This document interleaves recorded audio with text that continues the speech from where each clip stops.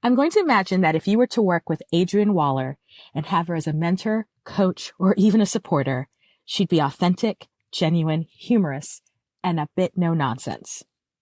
And to be fair, I'm not talking from experience as a client, but after hearing her tell her story, that's the conclusion I've decided on.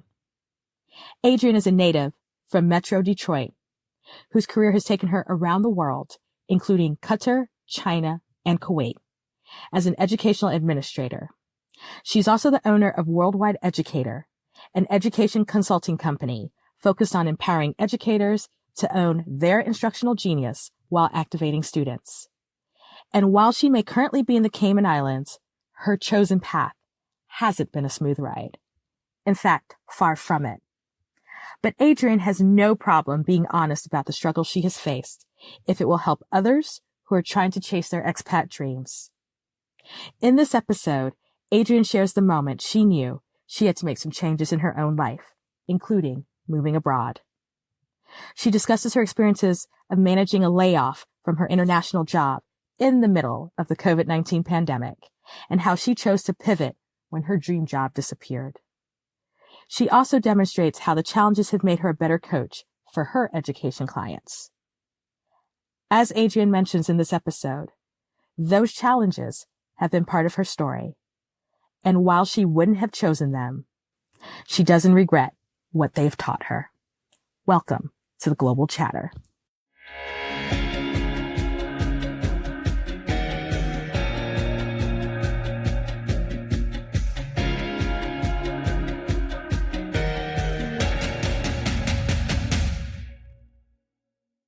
Obviously, from listening to you, people can tell you're American.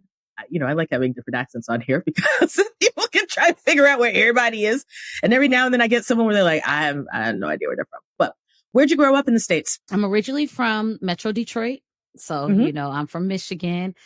I love home, and the U.S. throws so much salt at home that I think I have like that extra pride. So like now everybody has somebody versus everybody. It started in Detroit. It was Detroit versus everybody. And I feel like that's a mentality we have. So like my first move abroad, that's the shirt I wore. Like I was like, as an educator, I was like, look, y'all gonna see this. I bring Detroit with me everywhere I go. So that's where I'm from. Now, were you born and raised in Michigan, or did you live in other places in the States? Or is that where you were for most of your childhood and teenage years? Most of my childhood was in Michigan, but my mom did uproot us and we moved to Germany for a bit of time. And so at 5, I went abroad. And so I feel like my veins have been pumped with like that idea of living abroad. I still consider myself not to the same degree, but a third culture kid, having had like that experience very early.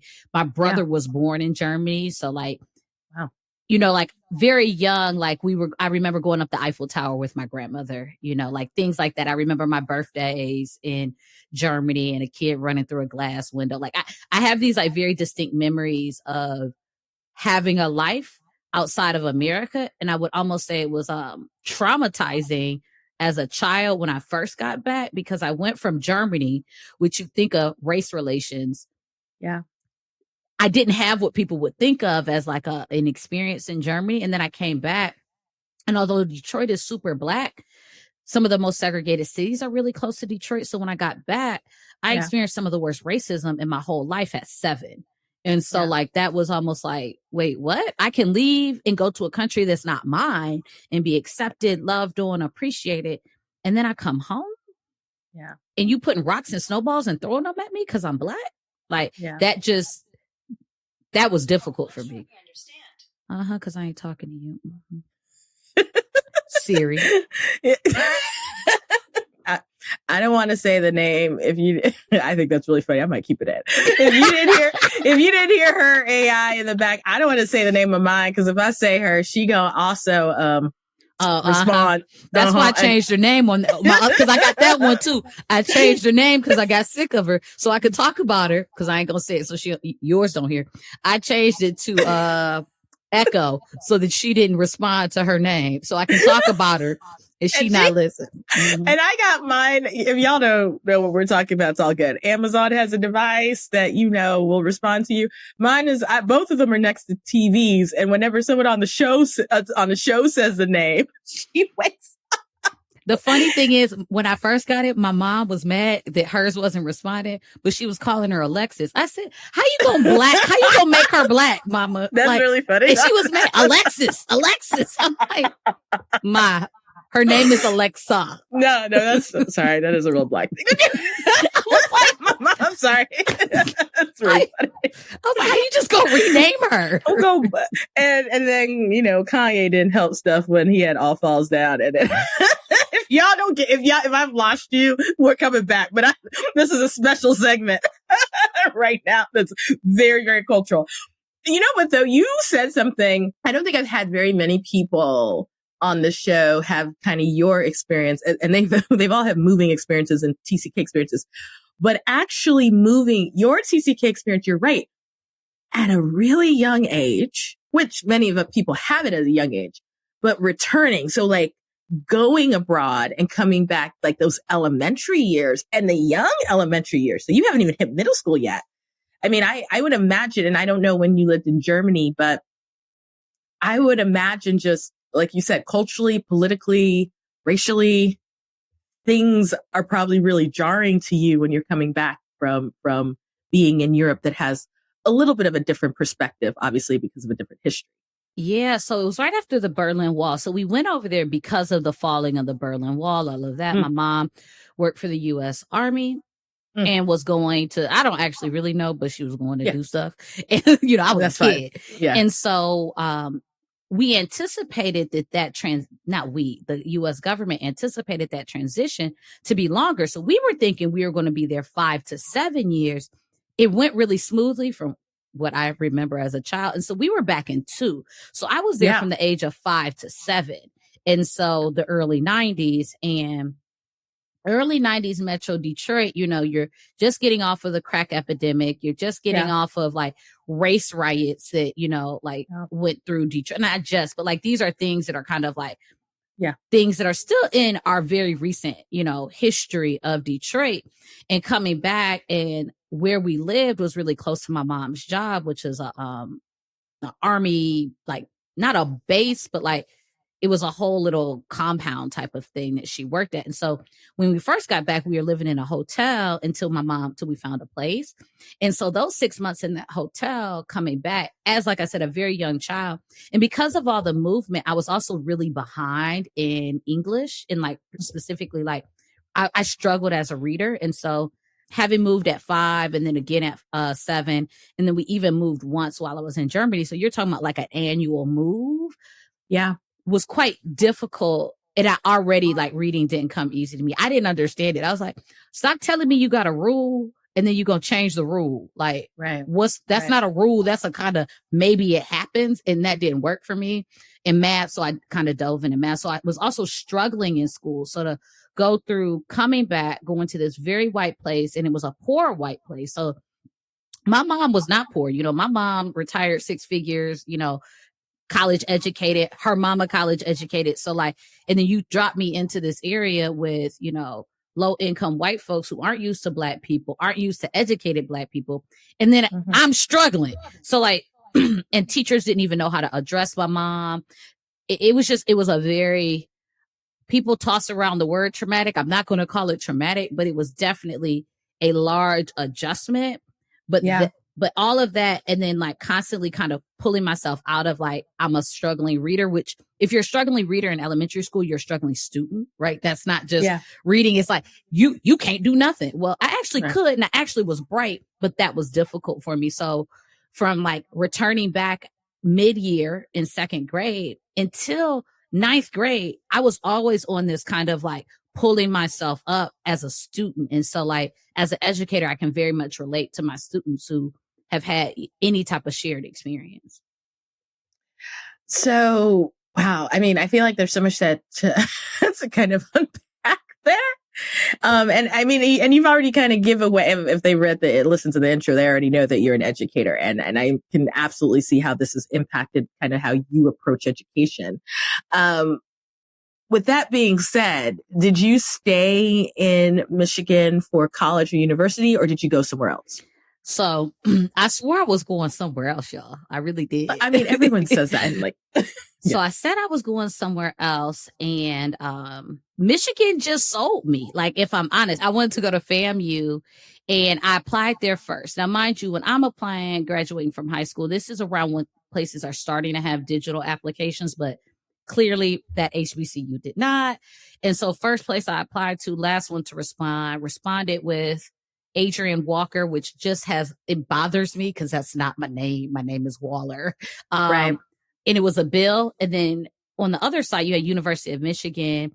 James Earl Jones sent me a video taking me around the campus. It was still a VHS show, that big, and so like sent me all this like welcome stuff, bumper stickers for the car. And I remember my mom, she went to Bowie State and she had taken me to her school. And I was like, oh, this is like the backyard. Like, no, I'm not going here. And the one thing she said to me is that when she was in college, she had to go to Maryland to like take some of the classes she wanted. And so one thing she said is like, you do what you want, but you fly down there to Florida. I'm not sending you care packages. I may not visit. That was that was what my mama was like. So do what you want, but I'm giving you the parameters. And don't think I'm going to be flying you back for every holiday either. You're going to be on your own. That was one.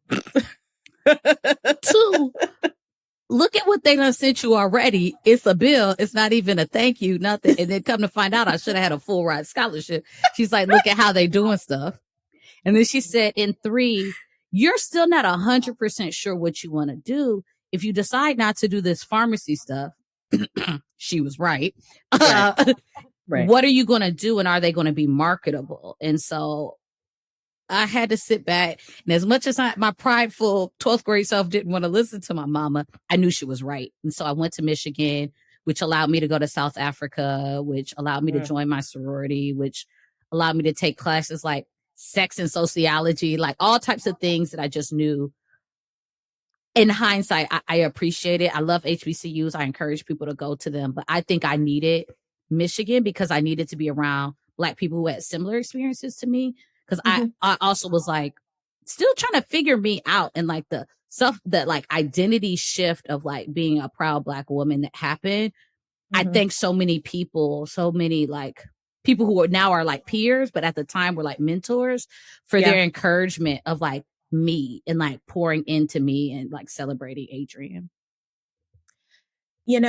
I've had a number of people on the show, particularly Black folks, who have mentioned their study abroad experiences. And I always like to bring those back up and circle back around, because there are folks who, who listen to the show, who they themselves haven't traveled.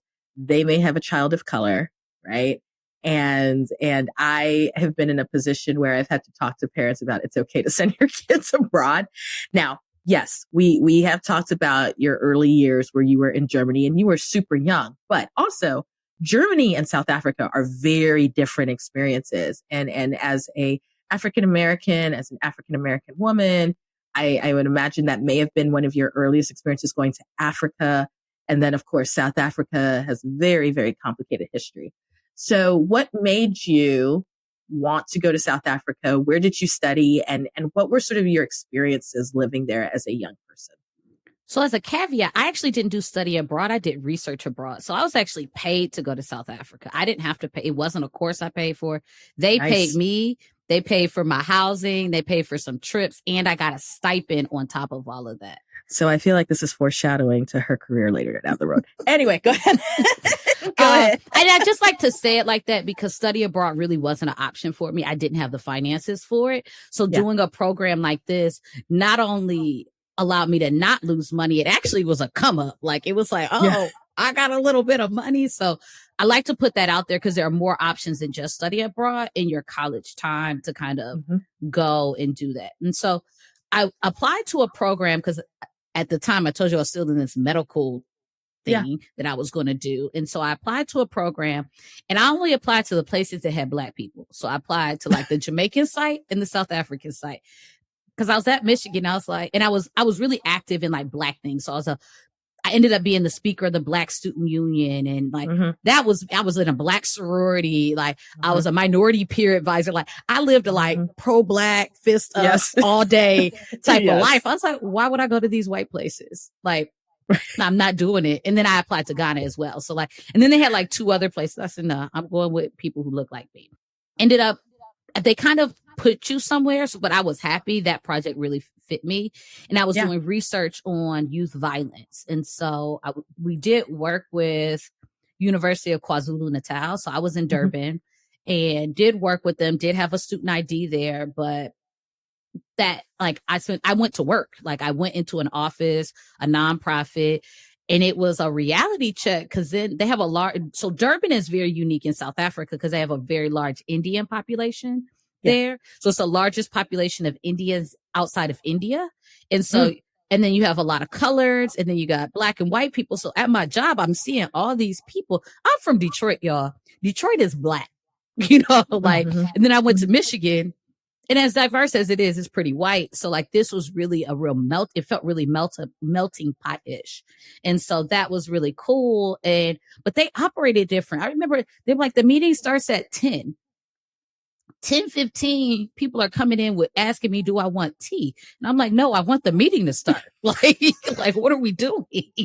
But then I also like spent time in townships and like went to a birthday party while I was there and help with help developing a community garden, doing more than just like the research on youth violence, but actually having conversations with the kids because we did it with partnership with a couple of the township schools. It just really reignited this love for like the world. And I think that started really early, like I said, at 5, it reignited like seeing the world and like, there's so much out there that I don't know about. And I still feel that way. There's so much out there that I don't know about that I still want to see. So I love that. It was 3 months. It was a great 3 months. I dated while I was there. Not well, but I did. I mean, right.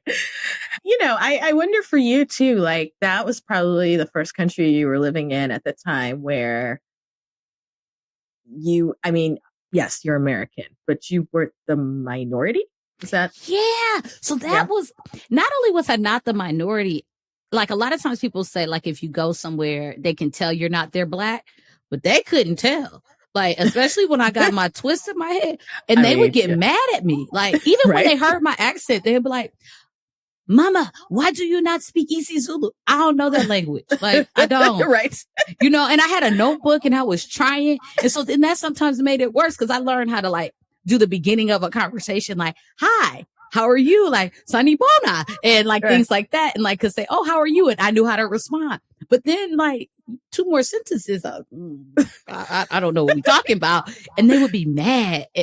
And so to the point where they like gave me an isiZulu name and like gave me a surname. It was like, no, Mama, if you don't know where you from here. Like we claiming you type of thing. And it was a lovely thing. And so like joining a poetry circle there was really affirming because everywhere I went, I looked and it was people who looked like me. But the sad thing was they weren't always doing all the things. Like Detroit, very Black as well. You had people at all rank. You had the poor, the gutter, but you also had people who were mayor and everything in between, like all, you know, CEOs, things like that. I didn't always see that in the same number. Yeah. You know, there, which is actually in a lot of places has been kind of difficult to see it, a range of Black identities and not just like monolithic Black identities. That's fair. That's fair.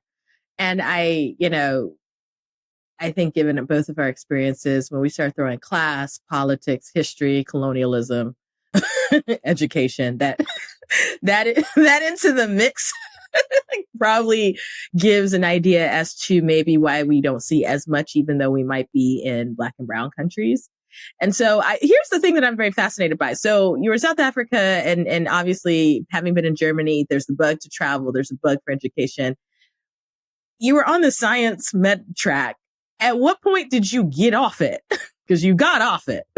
So rewind. I've always known I wanted to be an educator and I was convinced that I could do better. And that all has to do with like just U.S. viewpoints on educators and who they are and their value, both in how we pay them, but how we, present them in the media. So I decided I'm going to use my intelligence to do something better. And when I got to January, senior year of college, and you're looking for jobs, I was like, do I really want a job in the no, I don't. I don't want a job in the medical field. So I actually did AmeriCorps as a year of trying to figure it out. And I did it too. Really? I did it twice, girl. Yes. These are fun facts with Amanda. Every time somebody says something, here's a new fun fact. Me too. No, that should be a segment. It should fun be. Facts with Amanda. Stuff you didn't know. Yeah. Anyway, what'd you do and where'd you go? So I moved to DC, which is where my mom is from. So that's just as another caveat to like the complexity of Adrienne. My mom's not from Michigan. My dad's not from Michigan. And so we spent holidays always traveling, even if it wasn't out of the U.S. So in the U.S., as everybody, or you should know, it's like very diverse within the United States. So like leaving Detroit and then going to DC, living in Detroit and going to Texas, those are very different like experiences. So I don't think it ever left me in terms of like travel and movement. It just looked different. So I went to DC and I stayed with my grandparents because I was working for AmeriCorps, y'all. I didn't make no money. So I was born in DC. So I'm sitting here like this whole thing. I'm like, were we in the? And I think we were in Qatar at the same time too, but that's a whole nother conversation. I was like, okay. All right. So you were in DC working for AmeriCorps. And for those of you who are listening, it is a national program, volunteer service. It's a great way to give back to the community, all kinds of programs, and get a stipend depending on what you're doing and get great skills. And it's for all ages. Okay. So that's the short of AmeriCorps. Yes. So you were in DC. Yeah. And I was working at a nonprofit that worked with DC public schools, specifically around parental involvement. Now, this was a great segue because remember that research I told you I did in South Africa was on youth violence, but it was specifically my research topic was the family and youth violence. Because there's something about, I've always felt like my family was super supportive, and I've always felt like that's made the biggest difference in my life is like how like go hard for Adrienne, go hard for your family. My family is that it's always been kind of intriguing to me, particularly because I've had these experiences where people have thought of my family as doing that for them. And I'm like, you ain't even family. And I started to realize like, that's just how we roll. And so it's always been important to me. So like doing this, like parental involvement and engagement was a great segue, and ended up, because AmeriCorps is just very interesting. I was doing AmeriCorps Vista specifically. So this is supposed to be your like more corporate stuff. So it gave you a lot of experience in like jobs that when I was applying, they kept saying you needed all this experience. I'm like, how do I get experience? And I'm a college student, like, you know, and I didn't do study abroad. Like I did all these other things that I thought were great things, but I come to find out I should have been working a job every summer. So AmeriCorps allowed me to not have to have done that and get experience. And as I worked with teachers on a program called Literacy Through Photography, as I worked with parents around parental engagement and how to like continuously be the educator of their child, I knew that I couldn't run anymore from education. So I actually did Chicago Teaching Fellow. So I'm an alternative certification teacher. I didn't do the traditional route and moved to Chicago to be closer to home without being home. And that was like I'm going to be an educator and never look back. Well, that's not true. She's like, I did look back a couple. I did. That's actually what took me abroad, was looking back, was like, I don't know, maybe this ain't for me anymore. And so that is a great segue. We're going to take a break and we're going to pick up this career of yours, because this career has been around the planet and including where you are right now. And I want to talk about that after the break. So we'll be back.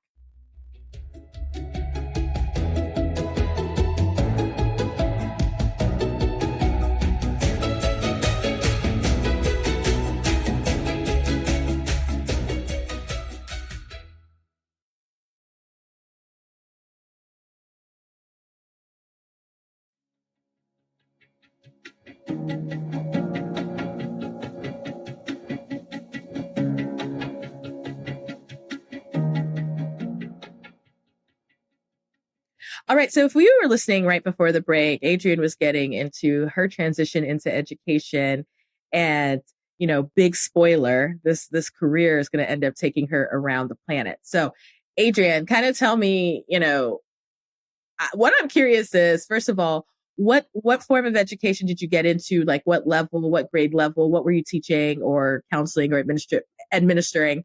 And then, how long were you teaching in the States before you made this decision to go abroad? So, like I said, I moved to Chicago through Chicago Teaching Fellows, and I was to be a special education teacher, but just how life ended up happening, I got the training, but never actually practiced as a full-time special educator. But I was in elementary education. So I taught 1st through 5th grade. Mm-hmm. And my father, just as a kind of side note, my father died in 2013, and that, talk about life resets.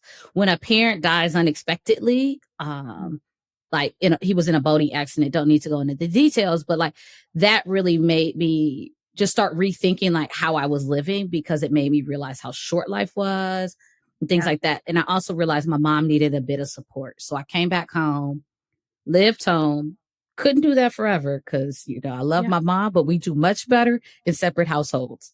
Yeah. That's fair. But it was a great time. But I also, like, before my dad died, he was the only person I had talked to about leaving education because I was becoming disenchanted with it. But after he died, I went through kind of a mini depression, and I couldn't really, it wasn't a time to change fields. I came back home like, I'm just going to stick with this. But then while I was teaching and like team lead for my like 1st grade team, we were at a team lead, like, Christmas retreat dinner thing. And people started talking about educators who teach abroad. And I was like, maybe that'll help me, because I don't know if this is for me anymore. Maybe if I change it up, I can see if it still is. And at least I'll get to go somewhere different. So I hadn't even known about it. So like, I was like, okay, sure, I'll look into this. And then next thing you know, I'm just putting up profiles, don't know what I'm doing, half filled out the profile, getting interviews. And then a school from Qatar reaches out. Mind you, I didn't know Qatar was a country. Like many people. Right. And this also, that's part of the UAE. Wrong. Someone said that to me the other day, and I went, no, it's actually, it's its own country. It's its own country, mind you. Then I was like, I'm going to a 3rd world country. No, you're going to the richest country in the world. Right. Just all of the wrongs. And so I went to Qatar to teach at a British curriculum school, which was different. I was teaching year 3, which is equivalent to 2nd grade. And when I tell you that school was raggedy, I'm not sure this is where I thought it was going. Okay. It was, but I needed that raggedy school. So like, as I like work with educators and talk to them, I remind them like the glitz and the glamour of these best international schools aren't for everybody, and not for everybody depending on what you want and you need. Like that raggedy school that was in some old villas, that the bus that took us to school was a van that sometimes barely worked. I needed that because it allowed me to see my leadership skills, my ability to like support and guide other educators into like greatness. And so like from there, I went into like director of professional development, and the career just kept growing. But in hindsight, being at that school that didn't have stuff together and being able to help them get stuff together, because I was like, y'all raggedy. Like, why don't you have a book fair? Scholastic is international. We gonna get a book fair going on. Why don't y'all have a parent group? I'm going to start a PTO. Why don't you have a schedule for who's on duty so these kids are supervised? I'm going to do that. So I literally just started doing. So I got 2 questions. One, I think it's a shorter question to answer than the other. How long were you an educator in the U.S. before you made the transition? I forgot you asked me that. I was in Chicago for 7, Detroit for 2, so a total of 9. So this was my decade year when I decided to go abroad. And look, I've known people who they've been in as long as you before they went abroad, and folks who are in shorter. So this is whatever your story and your destiny is. I appreciate the fact that you mentioned that this wasn't the glitziest and the glammiest of schools, right? But, and I think this is a theme in your life, it seems that you find and identify opportunity and you make it better and you grow from it and you leverage it, right? Because there are plenty of people who would be like, oh, this school doesn't have anything. It's not like, well, we know the international schools, insert this international school where they've got this, that, whatever. But it seems like for you, you use it as a growing experience and probably a launching pad for what you've taken with yourself in your career around the world. Oh, most definitely. Now, in full disclosure and transparency, that first 3 months, I was not in that space. I was angry.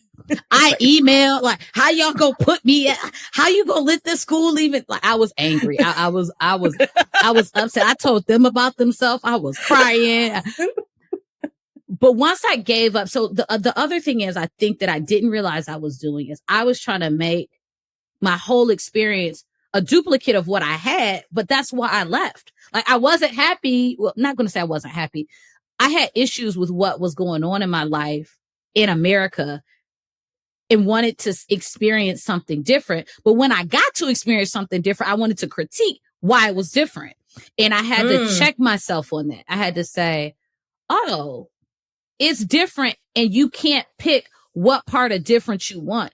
You can't be happy that you have privilege as a Black woman for the first time, but not also be okay with the fact that you can't buy Black hair care products. Like, you can't want everything. Like, you can't get everything. And you got to start to see the greatness in what you have been given, the opportunity that you have been given. And so now, like, when people ask me, what's your favorite place out of all these places you've lived?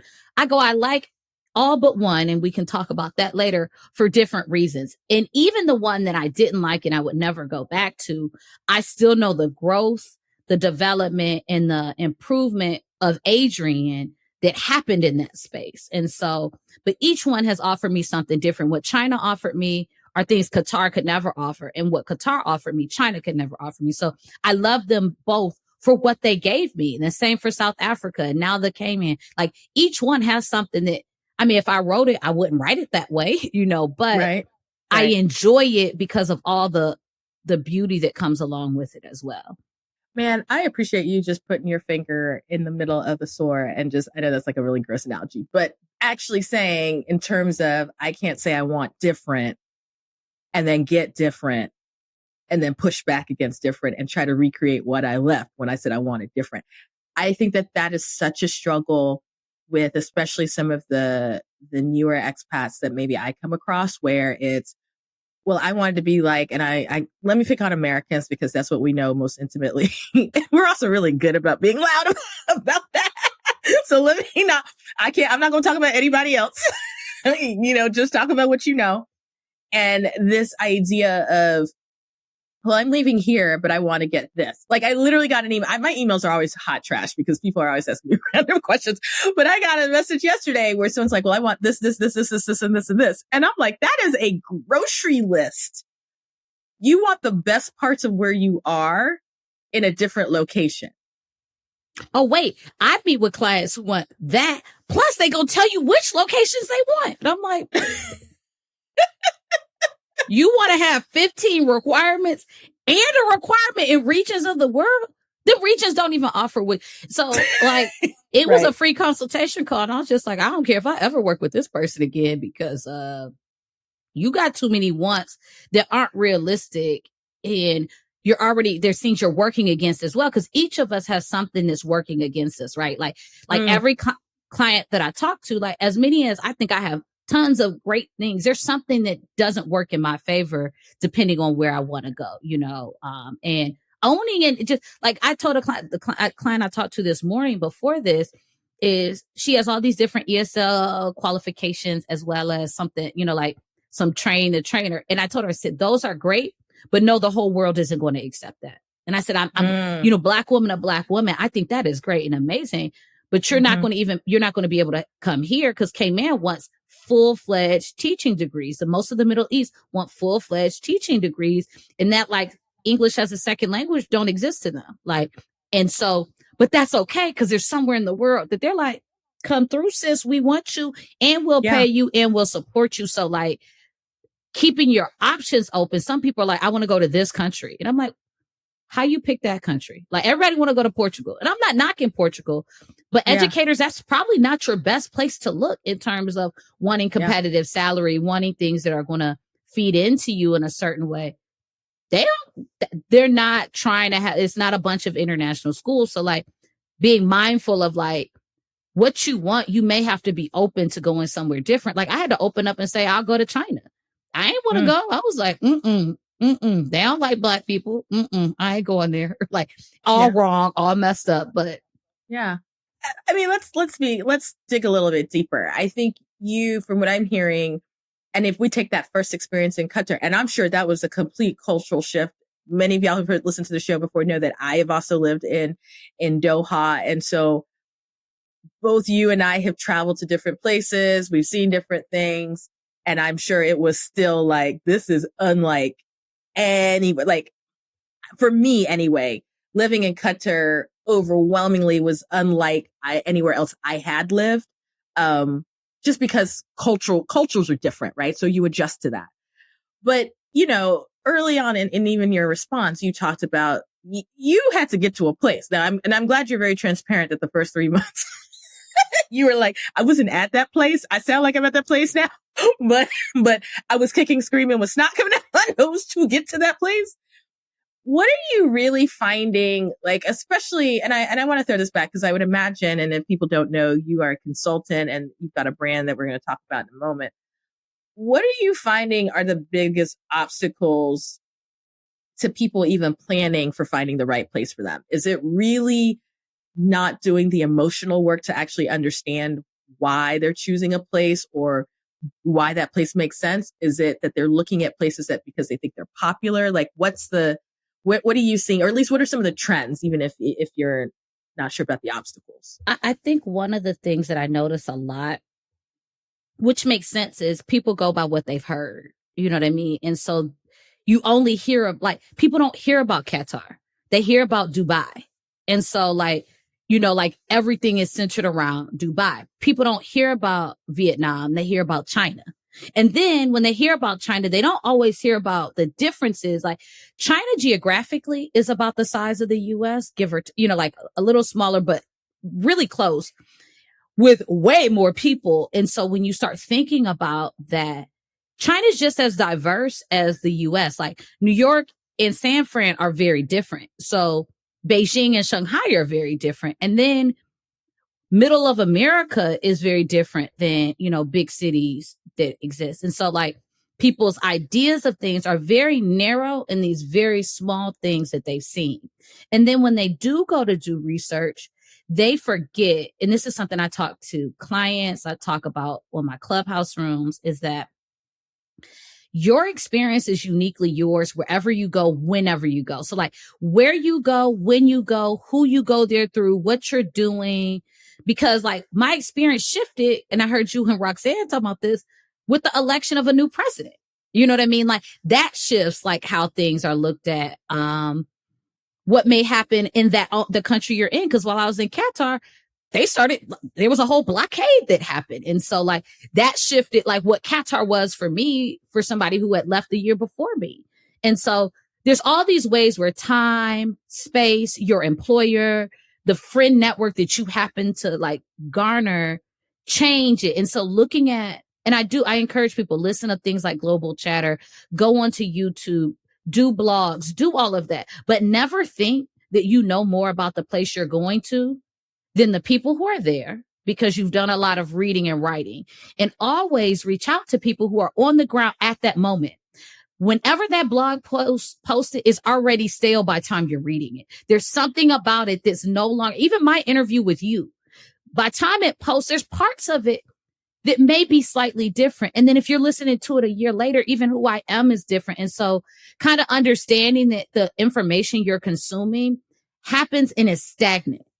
Talking to people who are there in the moment really give you a good sense, and who have similar life positions. I don't talk to married people about places I'm going. Why? I ain't married.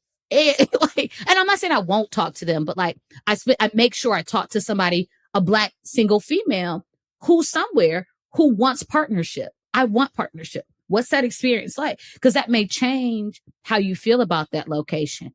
I talk to Black women who want to elevate in education because that's what I want to do. So like all of those things matter. And like, you can just talk, like I can talk to somebody like a Roxanne who's a photographer, but her experience is so different than mine that certain things we will relate to. But it's important to find people who are really aligned with you. And I don't think people think like that when they're starting that journey. And then don't think to like, well, if people go here, where else do people go? Like there are other options instead of just rabbit holing down the Portugal, the Dubai, and the China. It's like there's a whole world of places that are open to you. I think that, you know, once again, you brought up Roxanne Munson's interview I did with, and I think you both are both in that really strong vein of what is your experience looking like and how are you researching it, and who is kind of in a similar stage who probably can give you even the best information who is currently there. I think one of the challenges that we've seen with some of the social media groups, and I see, because for anybody who's been creating content, B, a Black expat or traveler, and C, been doing this for a minute, it is like it's a love-hate, sometimes hate relationship with these, because not only is it, that information is probably wrong or not relevant, or your mileage may vary, it's also cyclical. So it's like, it just you keep going around the same mountain, just with different players. And let's not even talk about people want to be influencers. But anyway, so like here's what I think is really fascinating is that you mentioned a couple places I know that have gotten hot. You're in education. So if I take it out of education, one that I'm seeing really hot as well is Mexico, for a variety of reasons, which y'all can't see her rolling her eyes right now. Because if you do this, there's just some stuff that just comes back around and it keeps coming back around. And you're like, oh, there it goes back around again. I start to see some of this with Tanzania. You know, it started to kind of bubble up, but then it's sort of tempered. Is this why you started your brand in part? I mean, obviously as an educator, I am sure, without even having you answering, but I am sure at least 10, 50, 11 people were asking you, oh, you abroad, you're an educator. How do I? So that's actually a lot of it. Some of it, like I say, it was out of both my failure and my success. And so like, I realized, so part of it was also, so I'm going to backtrack just a little. So just bear with me. That's fine. I was working in China as an academic affairs director. COVID hit. I was traveling, seeing the world. Because this is, for me, I had a mentor when I was thinking about moving abroad who told me, when you go abroad as an educator, you can do 3. She's like, you have 3 choices with money, but you can only do 2, and you have to pick which 2. She said, you can live lavishly, you can save or pay off debt, and you can see the world.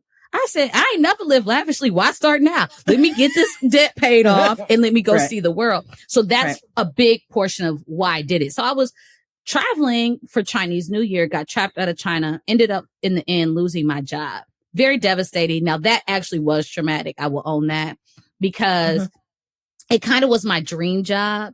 I was stacking money. I was, making influence in education in my mind. I was starting to support educators. And then it just kind of got stripped from me. I didn't even get to pack up my own apartment. So then I ended up taking a job in Kuwait. Y'all. So I thought that I knew what Kuwait would be like, because I lived in Qatar. You lived in Qatar, right? I thought I knew what I was signing up for. You lived in Doha, and you were, okay. I lived in Doha. I lived in the Middle East. I know the Gulf. I know what's up. I visited Dubai, Oman, Bahrain. Right. I'm good.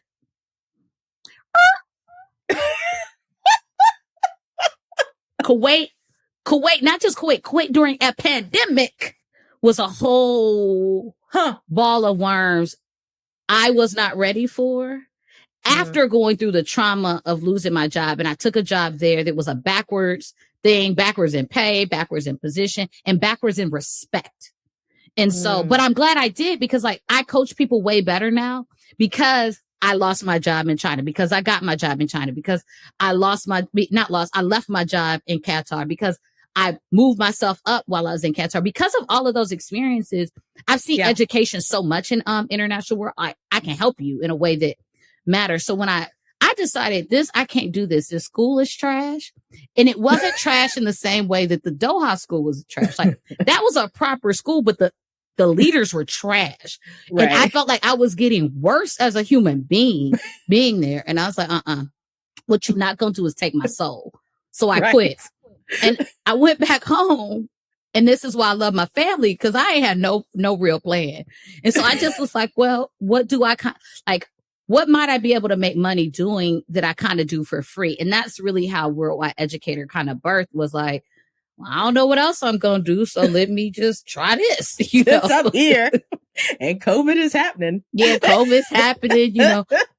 I can do some PD on a Zoom and, why not?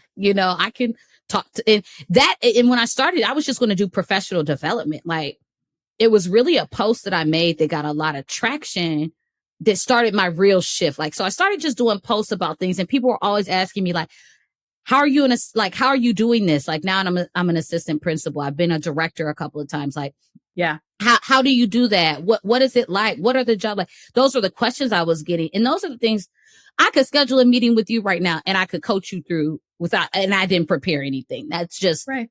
And I was like, well, why not monetize that? And why not start putting value on what I offer to the world? And Clubhouse was a big help in like me believing like people come to my room every week.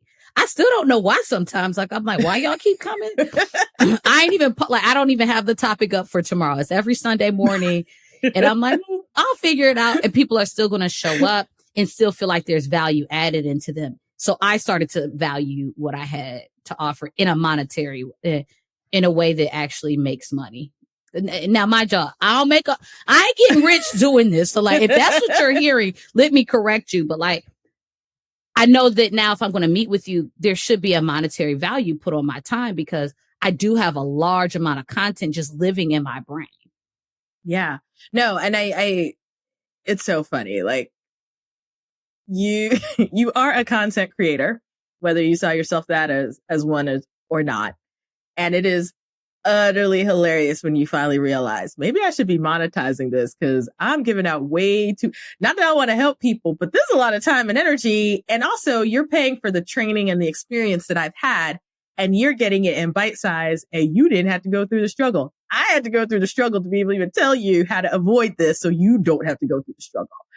And so it seems to me, if I'm doing the math right, based on kind of your story up to this point, as far as education is concerned abroad, you have been in 4 countries in education. Am I doing that right? Qatar, Kuwait, yes. China. I had to do it myself. I was like, where have I been? Yes. Girl, I'm fine. So we following you around the world. Okay. So you are now, if people don't know, you are in the Cayman Islands, which I want to talk about this because first of all, you have a job, y'all. So she ain't permanently vacationing at all. I go to work every day. Every day. She's at work. So, but this is what I do want to talk about. There are places in the world that we have not separated, I think, as individuals, where we think of vacation spots because that's where we aspire to vacation to, or we vacation to, versus what it means to live there. I actually think that when you were telling your story a little bit about being in the Middle East, when people saying they've been to Dubai or whatever, there's a difference in vacationing in Dubai, or I personally like Abu Dhabi, right? Being in Abu Dhabi versus living in Abu Dhabi, right? Just like I think there's a difference between, oh, it's great, you took a photo in front of the Eiffel Tower, but then actually having to live in France and dealing with French bureaucracy is different. You live in the Cayman Islands, and this is at this time, a fairly recent move for you. You've been there for some time, but it's still a fairly recent move. What has been your experience, and what is different? Because now you are back in a predominantly Black country. Let me get this right. Kind of, sort of. Yes, but my job isn't. And so that's a whole, the country has so many Black and brown people. And when I say brown, just because there's a high population of mixed race individuals as well, but they look like us. So like, it's a lot of people who, when I go to the grocery store, One, I can go to the grocery store and buy do-grow. For my Black women, you know what that means. That means something. Sorry. That's so funny. Okay, carry on. I know it sounds ridiculous, but I use do-grow very specifically because I think it shows how Black it is. You know what I mean? Like, do-grow you can't get even at grocery stores in the United States. Right. So, and I walk places and I am very much affirmed just in views of looking at people. Like, there are so many people who look like me. And then I go to work. And I'm the highest ranking Black person at my school. Not saying that as a toot, not saying that as a brag, saying it as a simple fact. I'm an assistant principal at a school that's predominantly white in a country that is not predominantly white, with a bunch of white people with a bunch of white money. Like, you're not talking about, and I don't mean it like that, but like, these are affluent, and I love them. Like, I love my parents. I talk to them and all of that. And it's no love lost, but that was a reality shift for me because I had worked in Chicago, in Detroit, in the Middle East, and in China with populations, whether they were brown like me, they were brown, you know? And so that's been a big adjustment. But I mean, I walk down the street and like, I know I can find somebody to do my hair. I know that like this morning, my braids were itching because, you know, I got in braids, y'all. And the African pride that I was putting in for like cleansing my scalp, I bought on island. I didn't have to import it. I didn't have to, you know, Black women, we have a whole bag that's just dedicated to our hair. Right. I'm going on a trip and I'm thinking, ooh, how do I have to take everything? and not really, because my hair is braided too. So it's not as much as I would normally take. But yeah, I got you. And if y'all see my picture, I got a big curly mane of hair. Like, right. You know, like that's work. And so to know, like, I remember my principal in interviews, we talk about this with candidates who look like me. They ask me, what's my favorite part? I tell them the do-grow.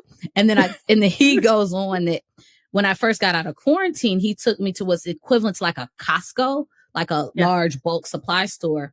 We just walk in buying stuff and I literally stop and scream. I'm like, they got my hair care products. And not just at the grocery store. This is a bulk store. So I got my big old Camille Rose. I was in heaven. And so, and then being able to like find coworkers, like, so I started an initiative with my teacher assistants where I'm doing coaching and support for them and they all look like me, and having them be able to see somebody who looks like them leading them has been just so powerful. But they don't know how much power it's been to have them come and tell me how much they appreciate me, how much I've learned from the work that they do. From seeing them and like that humanizing of what they do, because most of the people who are Black at my school are at very assistant level, you know, very like the intro level. And we have one Black teacher and one Black administrator. And then that's it. And so being able to like pour into people, which is part of what I love about Worldwide Educator, is that, I mean, I will help anybody, but to be able to sit and a client tell me, my mom was worried about me going abroad. She feels comfortable because I'm getting coached from you. That like brings, that means something to me, that like her dreams of going become just a little bit easier just because I exist. Yeah. No, I mean, there's a lot of power in the things that you're saying. I mean, I know that we're laughing about the hair care, but that is a very real cultural thing. I mean, just like food is a real cultural thing, just like faith and spirituality is a real cultural thing, that for people to feel like they are part of a community and to feel like they're not so much the other, it's those little things that you can find that make you go, oh, either my people are here, or at least they acknowledge some of my people are here. And there are ways for me to get the resources and the tools I need for me to be comfortable here. How is it? And you've touched on something I don't think we've delved into enough, kind of the class disparity. I mean, I would imagine, this is me imagining, I have not been to the Cayman Islands, but we do know that there is some wealth with at least people who call that their first or second home, right? And so, and you have worked in international schools, so I would imagine you have some comfort in terms of dealing with various class disparities, just because, as you and I know, international schools tend to attract the more wealthy, the more elite, the more expat in a country. Does that look any different in the Cayman Islands? Is it, because there's some places where let me put it this way. There's some places where people have money, and then there's some places where there are people who have like, once again, what I saw in Doha, I have yet to see really truly rival anywhere else. And until you have experienced that, I don't know what the comparison is. So I don't know. What are your thoughts? So there's definitely a lot of similarities, but some big staunch differences in like Doha and here, because they both got money. My school, the people that I work with. And so you're talking about people who make real money. So like you're talking about people, there's one family who, because the student gets additional support, one-on-one support, they pay for that out of pocket. They're spending what's close to 100,000 USD for school annually. Yep. Full stop. Let's just stop right there. That's what they're doing, and own a business, doing very well, and don't think much of it. Like, and I have to remind myself sometimes of like that. And so like that impacts why. And so our school does have, so I'll tell you this story, and this will kind of make it hit home. A friend of a friend got me linked up with this Jamaican guy who lives out here. Girl, he's fine. Anyway, so I like hanging out with him. So his friend was there, and his friend was like, "Oh, what do you do?" And I stopped telling people I was an assistant principal. I didn't really like ooh, like I ain't nobody special. I'm just another person trying to make it like that. Like that's who I am, like out here. So I sometimes avoid saying that. So I'll just say I'm an educator, because I am. That's my heart. Yeah. And so he kind of starts asking more detailed questions. I said, okay, I have to I was like, well, I'm an assistant principal. He goes, an assistant principal at that school? I was like, mm-hmm. He's like, they hired, like he repeated it like I didn't understand. Like, they hire a Black assistant principal? I said, yes. He's like, I've never heard of that. And I said, now you're looking at one. I said, I got my ID in the car. He's like, you ain't got to show me your ID, but I just find it hard to believe that school. And so, and I'm using that example to kind of exemplify. Now, my school is really trying to do work. So I'm not trying to bash, because I think my school is awesome and amazing. We're doing a lot of work, but we have a lot of work to do. But they're willing to do it. Like, my interview process is a reflection. Like, they found me. I didn't find this school. They found me. And this is why I work with people on their resumes, is because my resume is what got me here. You know what I mean? My resume showed up first, and to the point where somebody's like, oh, let's actually talk to her. And then I did the work after that. But I know how to interview. And that's another thing I support people with. Because, girl, some of these people in these interviews, I'd be like, you don't know that you shouldn't say that? As someone who works in higher ed and specifically career services, yes, I do believe that there are people who don't know what they're doing. Like, I see it every day. Like, I'm just like, oh, and like, I look at the resumes that people who look like me share, and I'm just like, it's not 1992, boo. Like, why are we using a Microsoft Word template? Like, I don't understand. Right. But anyways, that's an aside, but yes. There's definitely a big class thing there. And there's, and with class, which I think is a similarity in paid education also, there becomes this idea of servitude that looks different. And so when I say that, is like, I'm your servant. I ain't nobody's servant. I'm sorry. My ancestors paid them dues. No. No. That comes with people who have money and feel like they can pay for things. And so I do think that that's interesting. Now, it's not nearly as strong as what they do it, because in Qatar, they really think they can pay for everything. No, for real. Everything. For real. For real. Like, that air you're breathing, they think they paid for it for it's you. almost amazing to watch it play. Actually, sometimes I'm like, wow, okay. I wouldn't have. All right. Yeah. So it's probably a little bit more chill because I don't think it'll ever be. That's like on the, I bought this, I bought you, and I bought this situation. Right. You will never, ever. Like I said, this air you're breathing, I paid for that too, sis. Right. Including how you in this country. So let's not even. Right. And so I don't get that air from it, but there are ways that there's entitlement that sometimes you feel, and sometimes they're right because they are paying for the education, right? Like, right. They do pay your salary. It's not like tax dollars pay for, that's a very different thing. Like right. Everybody pay, like you pay for yourself to some degree as a public educator. That's not the same as, and then when you're spending 30, 40, 50, 60,000 $100,000. You know what you want. Yeah. And funny enough, that parent who spends all that money actually makes the least demands. They're like the least demand. Right. Like they're like, oh no, we believe you. Let's just work together. And then some of the ones where you ain't get your report card because you didn't pay that fee. That's why you didn't get it. That parent is complaining, but because you're in the Caribbean, I asked this of Dr. Sheree Watkins, who she's in higher ed, oversees mental health counseling at the American University Caribbean. But I want to ask you this question. Once again, Cayman Islands looks attractive to people. What's the reality of day-to-day of living on an island? Once again, it's not vacation for you, and you've already said that. But for folks who are just thinking, oh, I want to get a job on an island, what are maybe just some of the general challenges so that people are very aware in making those decisions? Or at least the ones that you've experienced? Well, this island specifically is very expensive. So this isn't just an island in the Caribbean. For the glitz and for the glamour, for what everybody's heard about it, it's very expensive. So this is considered a resort island and not just an island. So that means if I want to buy fresh strawberries, I'm spending 10 to 12 USD.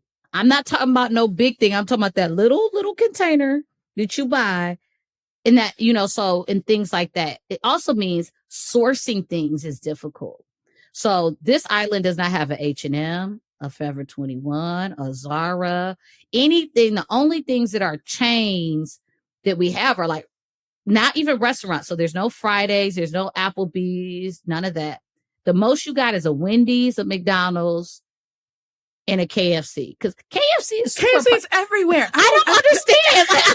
The KFC, not a Chick-fil-A, not a Popeyes, not a Bojangles. Oh, we do have a Popeyes. We do. Oh, because we got one, but that's because we season, and right? I'm in a country that seasons food. So, right. Wow. Okay. So basically, it's expensive. I think a lot of islands are expensive, but it's probably on the top end of the islands. I think it's the second most expensive country in the world next to Singapore. So that just gives some context to it. Everything is expensive. Like gas is not actually, I don't even know because I've never seen gas written this way. I'm so confused. I go to the gas station, I just fill up the tank. Right. And the amount it costs to fill up my little Honda Fit seems reasonable. But I really don't know because the prices are in Caymanian dollars, but they're not the number is 5,000. I was like, what happened to 91, 93? I don't know what 5,000 means. And so you got a Honda Fit. I drive a big old SUV because I'm in the South. So you saying that, I'm like, I know gas will be way more. And so, oh my goodness. So as we start to wrap up, this is the questions I just kind of want to leave people with, or at least your responses. So what exactly, if someone wants to get in contact with you, what exactly can they expect to work with Worldwide Educator, and where can they find you? So the best way, if you're talking about social media, is Instagram, at Worldwide Educator, one word, no dots, no spaces, no dashes, none of that, just Worldwide Educator. Or you can email me, info@worldwideeducator.org. The site, if you go to it, you can go to it. It's under kind of reconstruction because I'm going through rebranding of actually what I do versus just a site that was about Adrienne before. So what you can expect is kind of what you're getting now. Like, you're going to get the real. And I'm going to not just because I spend a lot of time, like I have a series called the Recruiter Roundup. So I talk to the different recruiters who are here. So you're not just going to be getting from my experience. We lead the weekly chats on Clubhouse, which have garnered me a lot of information that I take notes on and things like that. So you're getting not just my breadth of different experiences, but like my interactions with others and understanding that your situation is unique.